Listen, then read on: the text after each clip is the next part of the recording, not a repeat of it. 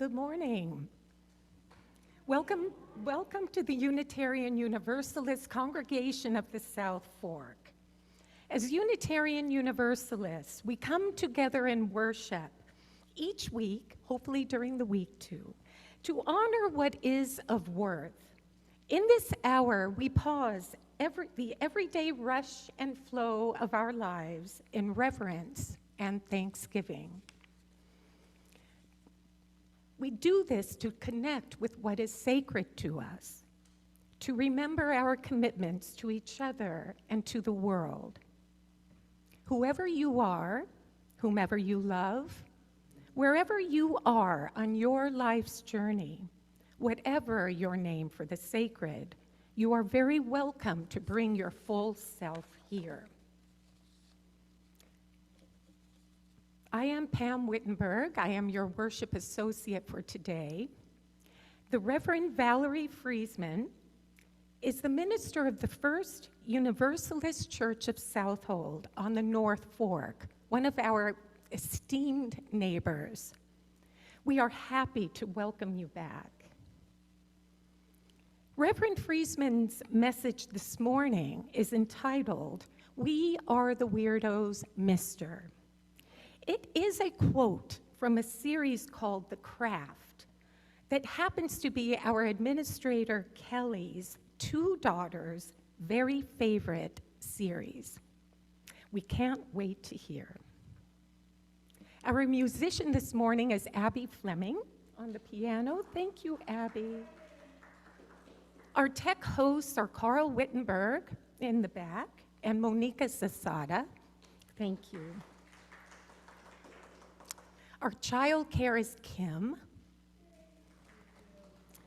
We thank today's greeter, Sue Penny, and our hospitality volunteer, Ken Ettlinger.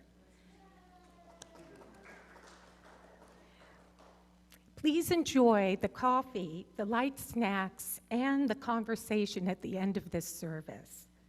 In order to be able to offer these services, please do sign up. We would love to walk you through as a volunteer. There's a way to sign up at our welcome table, and it's quite easy. We would love that. Everyone can hear? And the banana bread. Thank you, Anjali, for the hospitality banana bread. Can everyone hear? There are hearing-assisted devices that we can offer you. Okay, thank you, Carol. Please silence your other devices and tag us on social media if you on Zoom need us. The announcements for this week. Our Whole Lives is for grades 7 through 9, and its mandatory parent orientation is today at 6. I don't think it's too late if you know someone who wants to join that. It's an awesome program. Another thing in the weekly bulletin is an online workshop called Finding Freedom, White Women Taking on Our Own White Supremacy. You can find more information about how to connect to events this week in your e-bulletin or on the events calendar in our website. You can get announcements to Kelly on the week you'd like it announced. That would be on a Tuesday of the same week. Do we have any new people? I don't see anyone in the room. Anyone on Zoom who would like to introduce themselves? You can use the link in the chat. Okay. Well, we're looking forward to talking with each other during hospitality after this service, whether we've been here for a minute or 50 years. Please take a moment now to greet your neighbor. In person or on chat, just a moment.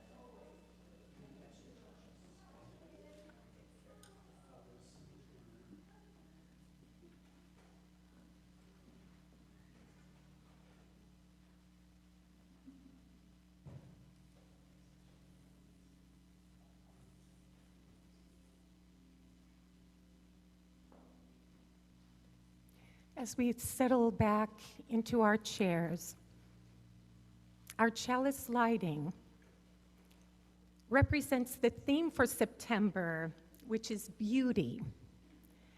What is beauty?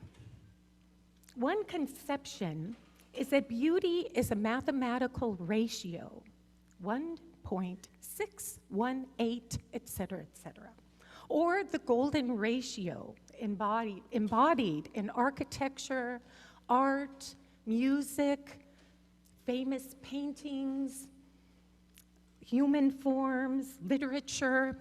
It has balance and symmetry. Some examples of that are the Mona Lisa, the Parthenon, Taj Mahal, a nautilus shell, a bumblebee. We light this candle to contemplate the evolving conception of beauty and its impact on our lives. Please rise as you are willing or able to sing our first hymn, number in your teal hymnal, and it's number 1053. How could anyone? And Miss Abby said that we will sing it through 3 times, and we have our hymn leaders helping.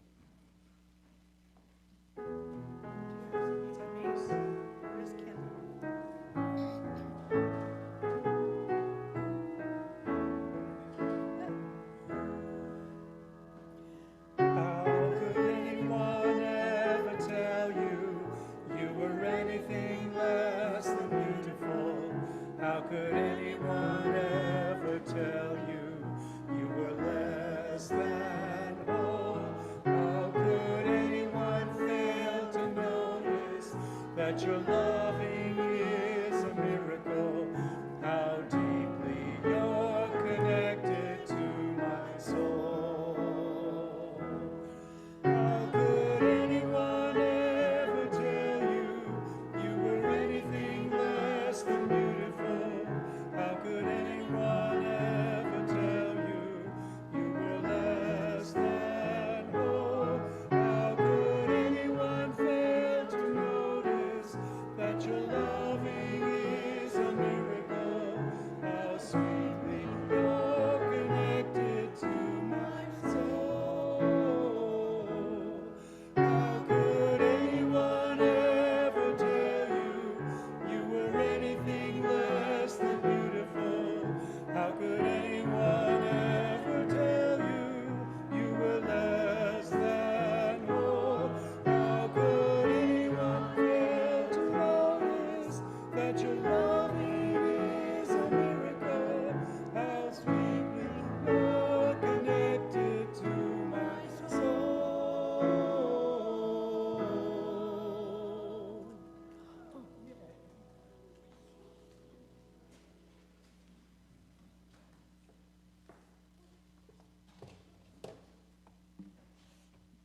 Our first message is The Road Not Taken by Robert Frost. This picture book is the first one made of this famous poem.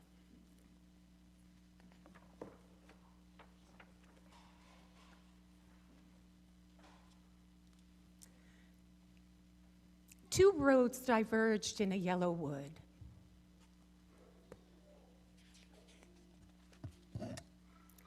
And sorry I could not travel both and be one traveler. Long I stood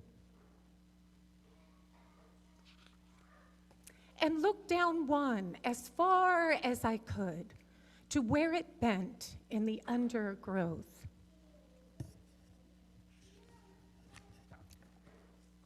Then took the other, just as fair. As you can see, the character in our book has chosen a particular leaf from the road he has chosen and placed it in his backpack.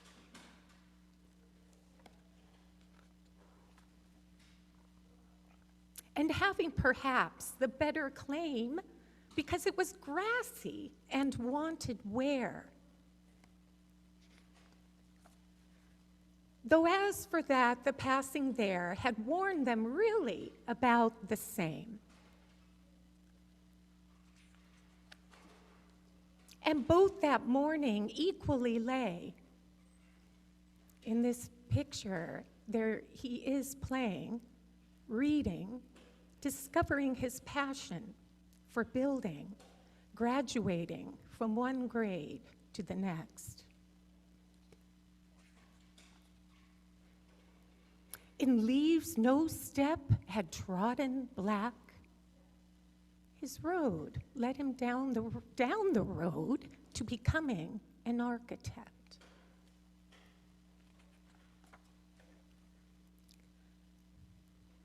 Oh, I kept the first for another day.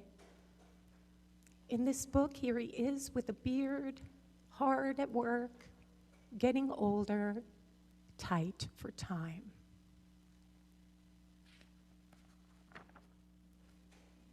Sorry, turned too many. Here you go.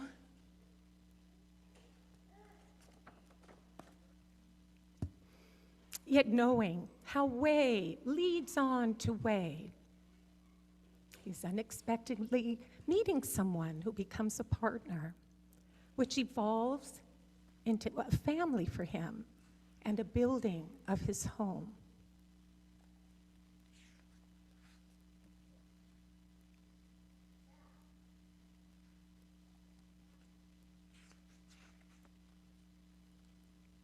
I doubted if I should ever come back.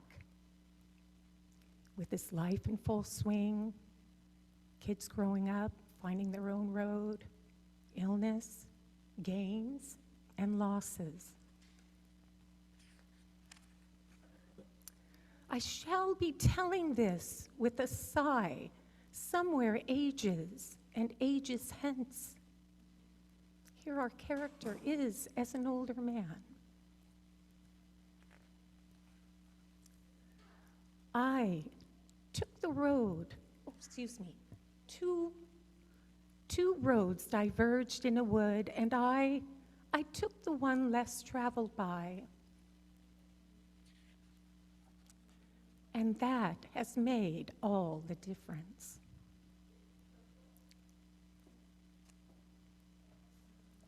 May your roots grow deep.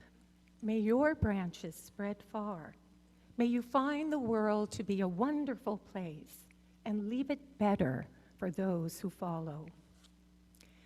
For offering, we support the work of this congregation through the gift of our time, our talents, and our treasure. Your contributions help to support the ongoing work of this congregation, which includes worship, religious exploration, and community care and connection. Your generosity is reflected in the ways that we're able to show up in our community. There's a helping hands basket in the back as well, but we will swing around the collection for today's service. Thank you so much. And if you're online, you can use the link in your chat or scan the QR code.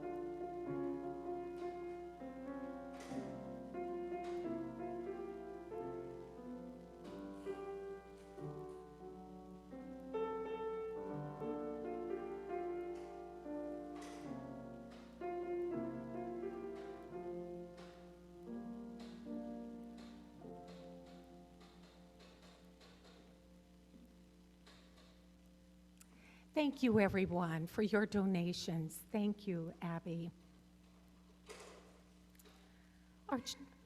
Our children are here in the back. It's wonderful to hear their voices. Next is our meditation with the Reverend Valerie Freseman.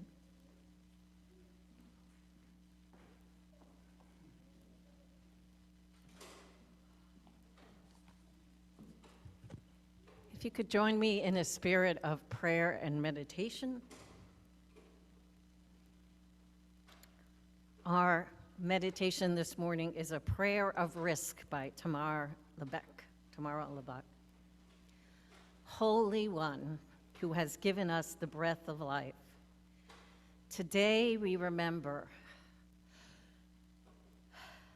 to breathe deeply, to rest, to take it in, to pause before we act, and then to take in another deep breath, poised on the edge, and risk jumping in, risk taking action, risk speaking up, risk using the gifts we have been given.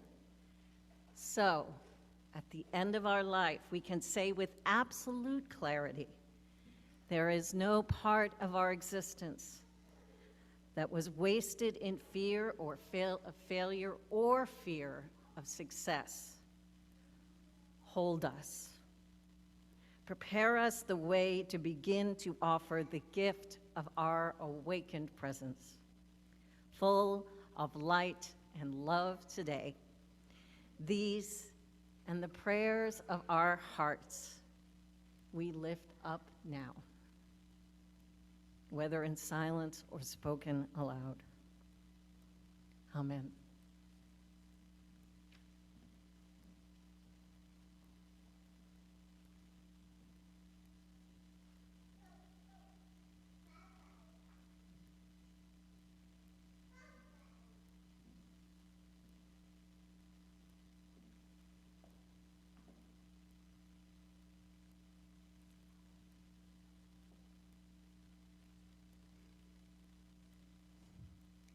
It is time in our meeting today to start our joys and concerns. For those of you with a joy, concern, or sorrow to share in this room, please come up to the microphone and I'll light a candle for you. Watch the cord. And anyone on Zoom, you may alert Carl and he will give you an opportunity.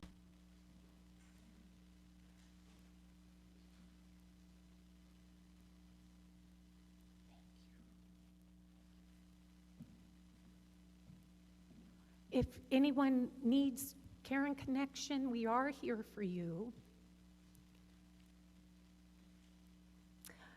Please stand as you're willing or able to sing the next hymn, What Is This Life? It's in your gray hymnal, number 94.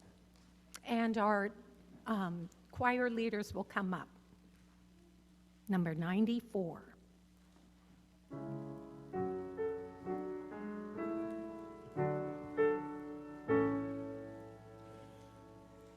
What is this life if full of care? We have no time to stand and stare, no time to stand beneath the boughs and stare as long as sheep or cows. No time to see when woods we pass, when squirrels hide their nuts in grass. No time to see in broad daylight streams full of stars like stars at night. No time to turn at beauty's glance and watch her feet while they can dance. A poor life this if full of care. We have no time to stand and stare.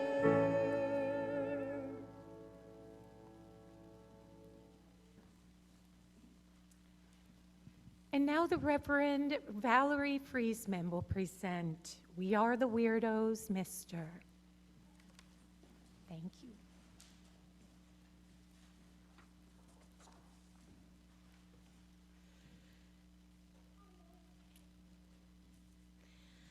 A group of teenagers get on a bus to go to a very remote location.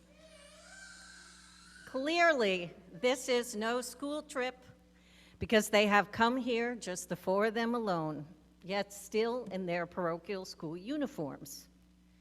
You know this place is remote because no one else is getting on or off this last stop. There is nothing but a beach and a desolate-looking parking lot. The bus pulls to the side of the road. The teenagers get out and the bus driver calls to them, "Look out for the weirdos." As they get out, one of the teenagers says back, "We are the weirdos, mister." This is a well-known snippet from the 1996 movie, The Craft. During adolescence, you begin to claim your right to power your own identity.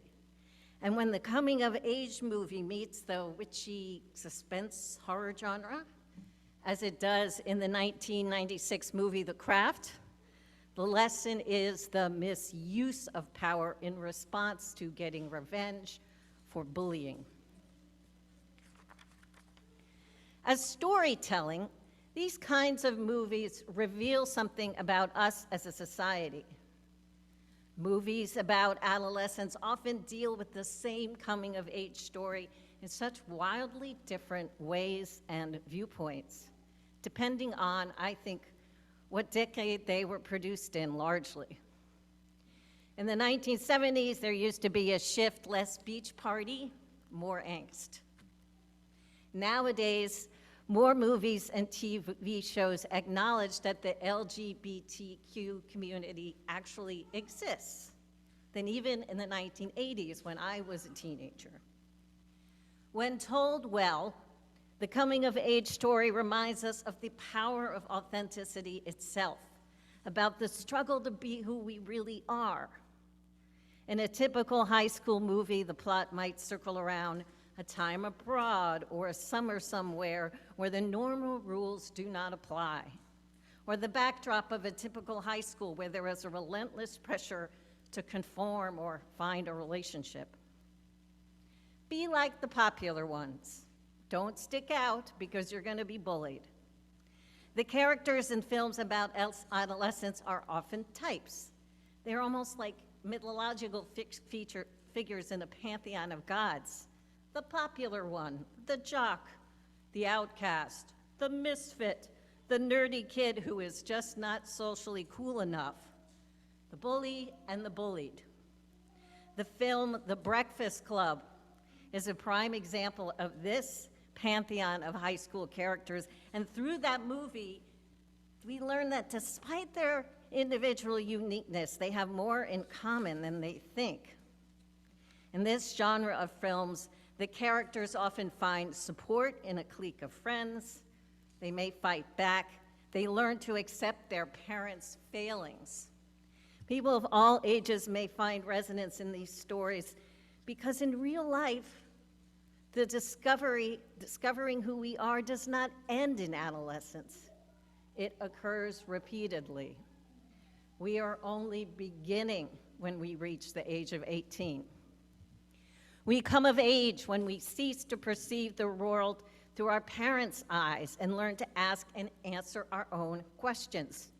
When we embrace the mantle of our authentic selves. Unitarian Universalist tradition recognizes this through coming of age course. And a cornerstone of our approach to spiritual development is continually questioning what we believe and who we are throughout our adulthood. Now, We Are the Weirdos became a kind of rallying cry, a way to say, we are the ones who are strange, and what of it? What is wrong with being the weirdos? Why can't we claim proudly who we are instead of constantly seeking to be who we are not? This wisdom, to find who you are and to be it and do it to the full extent of your ability is pretty old advice. In the book of Ecclesiastes, chapter 9, verses 10, there is the famous verse, "Whatever your hand finds to do, do it with all your might. For in the realm of the dead, where you are going, there is neither working, nor planning, nor knowledge, nor wisdom. Do it with all your might, as much as you can while you are here on this earth." At its best, declaring yourself a weirdo is a call to an authentic work and life, to responding to that divine spark within you. Are you drawn to making enormous sculptures in butter? Then do that. Are you interested in model planes, serving others, dyeing your hair purple, antiquing? Then, so long as you are mindful of the boundaries between my safety and yours, between our collective flourishing and your self-interest, then do it with all your heart. For there is a divinity in diversity, a beautiful sum of its parts which exists not as one color or piece of music or texture, but as multitudes, blending together in transformative ways. We are so often drawn into what we are led to believe we should do, that which we are expected to do, and that which we are told we must do. We are told to shop instead of making or preserving things. We are told that we need to be seen to be successful by the neighbors, to rack up the most credits on the resume, and these days, to curate a life of perfection on Instagram or Facebook, to have the sticker on our car for our honor roll children. When we grow older, we are expected to go into the family business, to mow the lawn. We come up with names to express those who don't fit, who don't comply. We call them atypical, weird, outcasts. And how much does this pattern repeat itself in institutions we form as well? There are few institutions that escape if only thinking. If only we were bigger. If only we had twice the budget. If only we had twice as many younger people. If only we could be as large as them down the street or as famous. Dreaming is important. Hoping for something else is important. But it must begin with an appreciation of what we have, for knowing and loving the parts that are already there. In 2009, Dan Stevenson, a longtime resident of Oakland, California, noticed that a traffic meridian near his house was piling up continually with garbage. Dan felt sure there was something he could do to transform that area. Sure, there were issues in his neighborhood. There was vandalism and some crime in the area, but he also saw some beauty. There was beauty in his neighbors and their day-to-day interactions. He wanted to put something there that would prompt people to pause and recognize this. And so one day, after discussing it with his wife, they went to a local Home Depot, of all places, and got a garden Buddha. According to Dan, they chose a Buddha because they deemed it less controversial than, say, Jesus. They cleaned up the area and put the Buddha there. Over time, people stopped putting their garbage there. After that, local Vietnamese immigrants painted it white, and it became a shrine.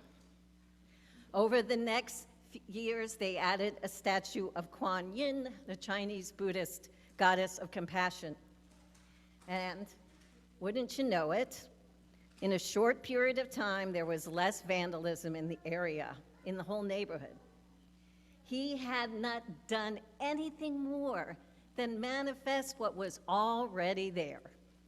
Dan was not even a Buddhist, but he saw a way of focusing people on compassion rather than destruction, on beauty rather than despair. As institutions, as people united by belief in the liberal religious tradition, what do we offer? What is our service to our community, our ministry within and outside these walls? What will blossom when we claim the authority to be who we are authentically and powerfully? Are we going to say, if only, endlessly? Are we going to perceive clearly, as Dan Stevenson did, that we have most of what we need to thrive already here? What is the foundation for our rebuilding of the world and our working for justice?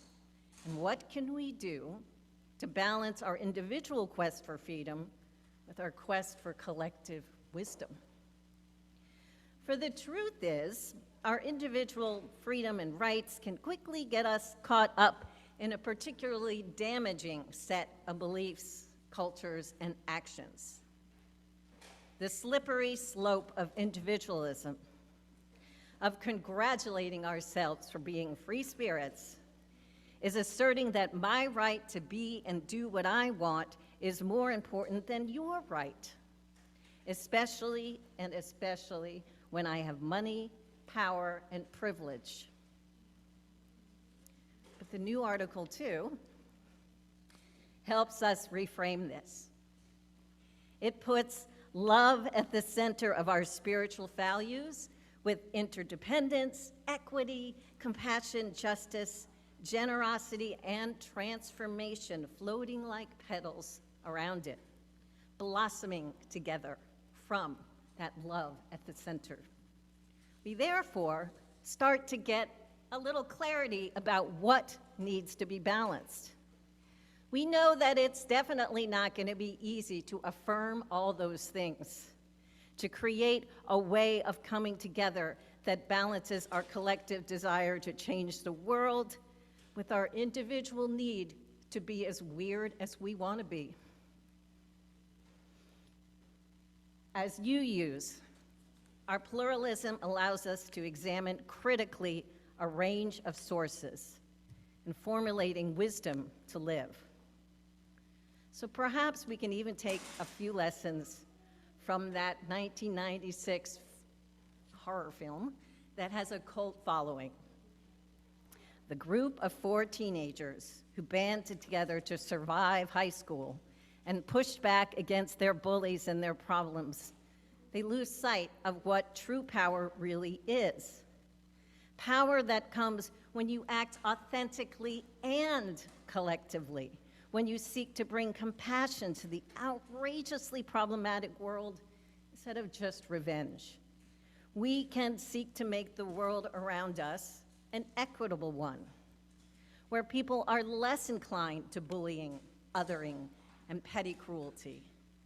We can cultivate spiritual discipline and thoughtfulness that comes from pursuing equity, inclusion, and diversity in our communities, and address our local concerns and stand in solidarity with those most affected by injustice.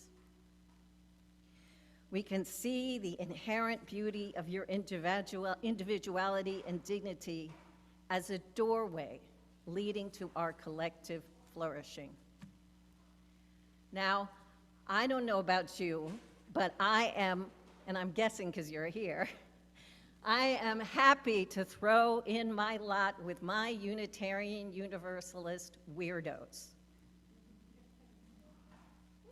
If by weirdo we mean carrying out what Judaism calls the repair of the world alongside some beautiful, authentic, self-actualized human beings who create sanctuaries for exploration that allow people to flourish within the boundaries of our covenants.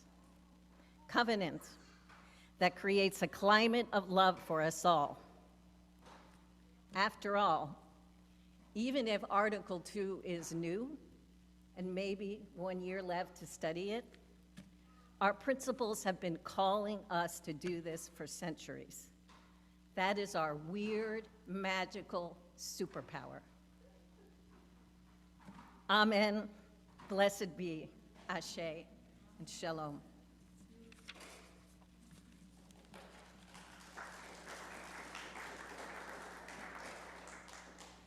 If you could join me in singing our next hymn, number 212. We are climbing Sarah's ladder. Rise in body or in spirit.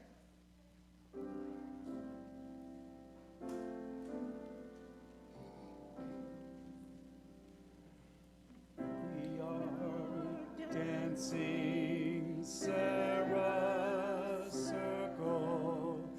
We are dancing Sarah's circle. We are dancing Sarah's circle. Sisters, brothers, all. Here we seek and find our history. Here we seek and find our history. Here we seek and find our history. Sisters, brothers, all. We will all do our own naming. We will all do our own naming. We will all do our own naming. Sisters, brothers, all. Every round of generation, every round of generation, every round of generation, sisters, brothers, all. On and on the circles moving, on and circles moving, on and on the circles moving, sisters, brothers, all.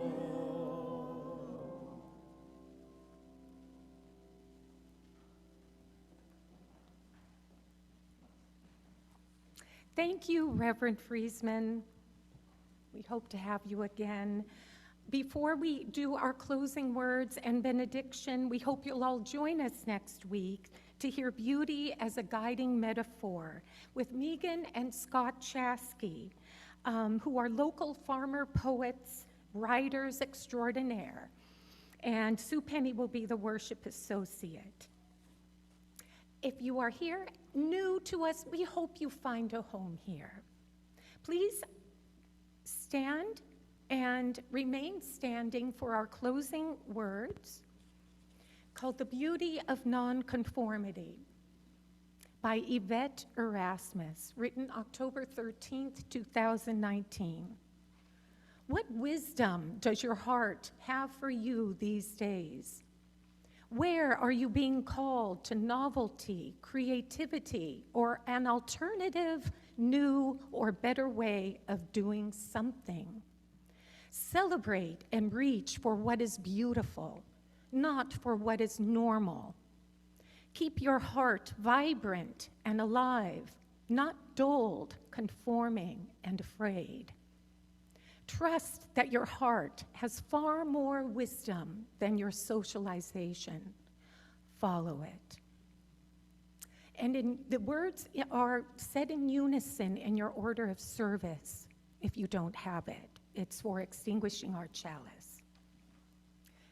We extinguish this flame, but not the light of truth, the warmth of community, or the fire of commitment.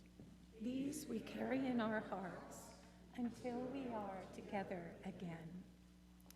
Please sit and enjoy and sing along in their teal hymnal number 1021, Lean on Me, with Abby Fleming. Thank you.